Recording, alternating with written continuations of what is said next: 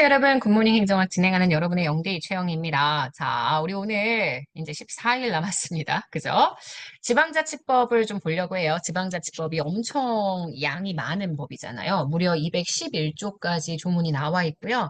장도 1장부터 12장까지 굉장히 다양한 내용들이 나오고 있습니다. 아시겠지만 기출문제 중에 가장 법령 표현에 가깝게 문제가 출제되는 영역도 지방자치여서 이미 앞부분에 지방자치법 개정된 내용들은 제가 한번 다루었습니다. 근데 마지막으로 지방직을 준비하면서 법령을 좀 읽어보면 좋겠다 고민을 하다가 선택을 하게 됐습니다. 그래서 총 우리가 국가지정법 했던 것처럼 총 4번에 나눠서 보게 될 거예요. 그래서 지방자치법 앞부분, 그 다음 내일, 그 다음 다음 주에 금요일, 아니 토요일, 일요일까지 해서 총 4번에 나눠서 지방자치법 다 읽어보고 우리 법령에 대한 거는 이렇게 정리를 하려고 합니다. 자, 일단 14일, 네, 2주 남았는데 14일에 지방자치법 내용은 제가 일단 지방자치법 1장이 총강이에요.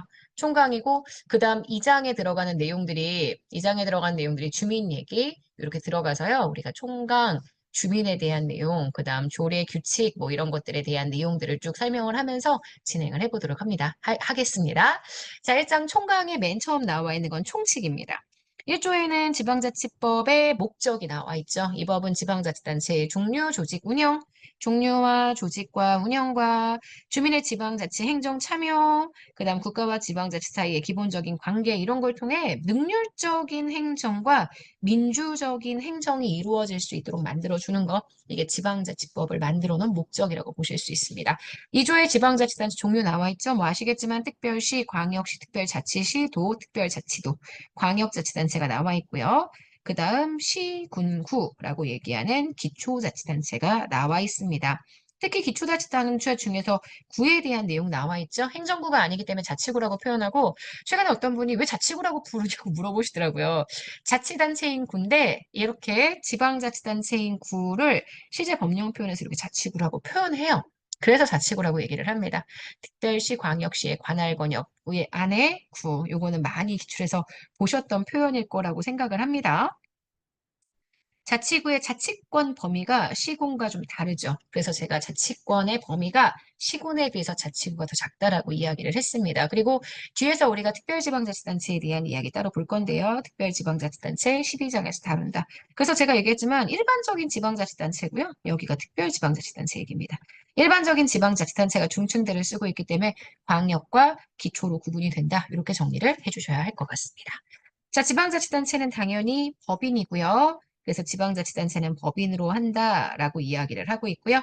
특별시, 광역시, 특별자치시, 특별도, 특별자치도는 정부의 직할입니다. 그러니까 광역은 정부의 직할이고 우리가 일반적으로 얘기하는 기초는 광역 안에 둔다라는 얘기들이 들어가 있죠. 하지만 특별자치도의 경우에는 법률이 정하는 바에 따라 시 또는 군을 두지 않는다라고 이야기를 했습니다. 특별자치도의 경우는 이런데 법률로 따로 정해줘야 하니까 아시겠지만 제주특별자치도는 기초가 없죠. 기초가 따로 없죠. 근데 특별자치도 중에서 강원이나 전라북도는 네, 밑에 있는 기초가 있다는 것까지 같이 기억을 해주시면 될 것 같아요. 특별시, 광역시, 특별자치시가 아닌 인구 50만 이상의 시는 자치구가 아닌 별도의 구를 둘 수 있다. 이게 행정구 내용이고요. 구에 대한 내용들이 쭉 들어가 있습니다. 도시의 형태를 갖춘 지역에 대해서는 동을, 그 다음 그 밖의 지역에는 음이나 면을 둘 수 있다라는 얘기가 들어가 있고요. 특별자치시와 관할구역 안에 시, 군을 두지 않는 특별자치도의 하부 행정기관에 대한 건 따로 법률로 정한다는 내용까지 들어가 있습니다. 자, 사조의 지방자치단체 기관 구성 특례, 요거 많이 보셨죠? 지방의회와 집행기관에 관한 이 법의 규정에도 불구하고 따로 법률로 정하는 바에 따라 지방자치단체의 장 선임 방법을 포함한 지방자치단체의 기관 구성 달리할 수 있다. 이게 이번에 지방자치법 개정이 되면서 들어간 내용. 그래서 자치단체의 형태를 어떠한 기관 형태로든 선택할 수 있다. 이렇게 하려면 주민투표법에 따른 주민투표를 거쳐야 한다라고 나와 있습니다. 그래서 이 부분은 한 번 더 확인을 해주셔야 되는 부분이겠죠. 자, 지방자치단체의 관할구역에 대한 내용이 나와 있습니다. 지방자치단체의 명칭과 구역, 요걸 종전과 같이 하고 명칭과 구역을 바꾸거나 지방자치단체를 폐지 분합이라고 표현합니다. 제가 지방자치단체를 바꿀 때에는 법률로 한다고 이야기했고요. 관할구역의 경계를 변경하거나 한자 명칭을 변경하는 건 대통령령이라고 되어 있죠. 그리고 만약에 이런 일들을 한다. 그러면 이럴 때 관계 지방 의회의 의견을 들어야 합니다. 이런 내용들을 할 때, 명칭과 구역에 관련된 얘기들을 할 때. 근데 예외적으로 만약에 주민투표법에 따라 주민투표를 했다면 굳이 관계 지방 의회의 의견을 듣지 않아도 된다. 요거는 저희 구급 기출은 아니지만 타쟁렬 기출에 있었던 내용이기 때문에 한번 읽어봐 주시면 좋겠습니다. 자, 그 다음 여기 나와 있죠.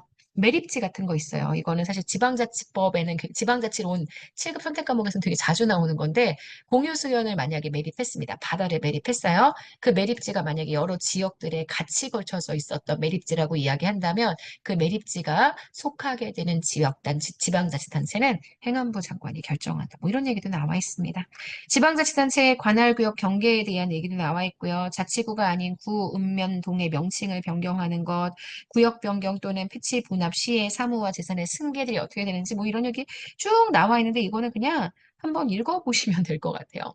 제가 좀 어떤 내용들이 들어가 있는지를 보여드리기 위해서 좀 세부적으로 디테일하게 법률들을 좀 집어넣어 봤습니다. 한번 정리해 주시면 되고요. 시, 읍의 설치 기준, 시, 아시겠지만 도시의 형태를 갖추고 있어야 되고요. 시가 되기 위한 기본 인구 규정이 인구 5만 이상입니다. 그래서 5만 이상이 될 때 시를 설치할 수 있다. 이것도 기억해 주시면 되겠습니다. 3절입니다. 지방자치단체의 기능과 사무에 대한 내용이 나와 있죠. 사무 배분의 원칙 나와 있습니다. 국가는 지방자치단체가 사무를 종합적, 자율적으로 수행할 수 있도록 국가와 지방자치단체 간, 지방자치단체 상호 간의 사무를 주민들의 편익 증진 집행의 효과들을 고려해서 중복되지 아니하도록 배분해야 합니다. 그러니까 중복 배분 금지의 원칙이라고 나오죠. 왜 사무 배분에 여러 가지 원칙들이 있습니다. 제가 이론상의 원칙들도 설명했고요. 지방자치법에 나와 있는 근거를 찾을 수 있는 원칙들을 얘기했는데 이게 바로 중복 금지 원칙, 중복 배분 금지의 원칙. 두 번째, 국가는 1항에 따라 사무를 배분하는 경우 지역 주민들과 밀접한 관련이 있는 사무는 원칙적으로 시군, 자치구, 얘네가 처리하기 어려우면 광역, 광역이 처리하기 어려우면 국가, 우리가 보충성의 원칙 이렇게 이야기하죠. 마지막, 국가가 지방자치단체에 사무를 배분하거나 지방자치단체가 사무를 다른 지방자치단체에게 배분할 때에는 사무를 배분받거나 재배분받는 지방자치단체가 사무를 다른 지방자치단체에 재배분하거나 뭔가 이상하게 읽었네요. 다시 여기요. 국가가 지방자치단체에 사무를 배분하거나 지방자치단체가 사무를 다른 지방자치단체에게 재배분할 때 사무를 배분받거나 재배분받는 지방자치단체가 그 사무를 자기 책임하에 종합적으로 처리할 수 있도록 그러니까 사무를 배분할 때 그 배분을 받는 지방자치단체가 종합적으로 처리할 수 있도록 찔끔찔끔 주지 말고 여러 개의 사무 중에서 하나만 주면 나머지 것들 때문에 업무를 진행할 수가 없으니까 관련 사무를 포괄적으로 배분해야 한다. 포괄성의 원칙까지 요 세 가지는 지방자치법에서 설명하고 있는 원칙에 해당하는 내용 이렇게 보시면 되고요. 13조 지방자치단체의 사무 범위 여기 나와 있어요. 지방자치단체의 사무를 예시하면 다음 각호와 같다. 다만 법률에 이와 다른 규정이 있으면 그러하지 아니하다. 법에 규정을 했습니다. 게다가 그거에 대한 디테일한 사무의 예시도 했지만 그건 예예요. 그렇기 때문에 예시의 내용과 법률에 다른 규정이 있으면 예시가 먹히지 않는다 이거거든요. 이게 우리나라가 지금 쓰고 있는 사무배분의 방식, 포괄적 예시주의에 대한 근거라고 보시면 됩니다. 그래서 지방자치단체 사무가 이 밑에 예시가 쭉 나와 있는데 거기까지 보실 건 아니고요. 이런 법률 내용들에서 포괄적 예시주의를 이렇게 표현했구나. 이 정도 기억하시면 될 거고 요건 좀 기억합시다. 이번에 7급에 출제가 되었던 내용인데요. 국가사무 처리 제한. 지방자치단체가 처리하지 못하는 국가사무를 국가가 규정해 놓고 있습니다. 외교, 국방, 사법, 국세 다 아시는 거고요. 물가, 금융, 수출입 정책 등 전국적으로 통일적인 사무를 처리할 필요가 있을 때 농임, 축산, 수사의 양곡에 대한 수급 조절, 수출입 이런 건 전국적 규모의 사무라고 봅니다. 지금 보시는 여러 가지 국토 종합 개발에 대한 내용들이 쭉 나와 있고요. 근로 기준이나 측량 단위처럼 기준을 통일해야 하는 사무, 우편이나 철도 등의 전국적인 규모에 대한 것, 지방자치단체의 기술이나 능력으로는 감당하기 어려운 사무들이 쭉 들어가 있다. 이렇게 봐주시면 될 것 같습니다. 여기까지가 총강 내용이고요. 그다음 2장에 들어가는 게 주민이에요. 말은 주민이지만 여기에 다 뭐가 들어가냐면 주민 참여에 대한 얘기가 엄청 많이 들어갑니다. 그래서 주민 참여 얘기들은 다 여기 있는 내용들을 통해서 확인하실 수 있습니다. 지방자치단체의 구역에 주소를 가진 사람은 지방자치단체의 주민이라는 내용도 나와 있고요. 주민들의 권리, 요거 가끔 나옵니다. 주민은 법령에 따라 주민 생활에 영향을 미치는 지방자치단체의 정책 결정, 집행에 참여할 권리를 가진다.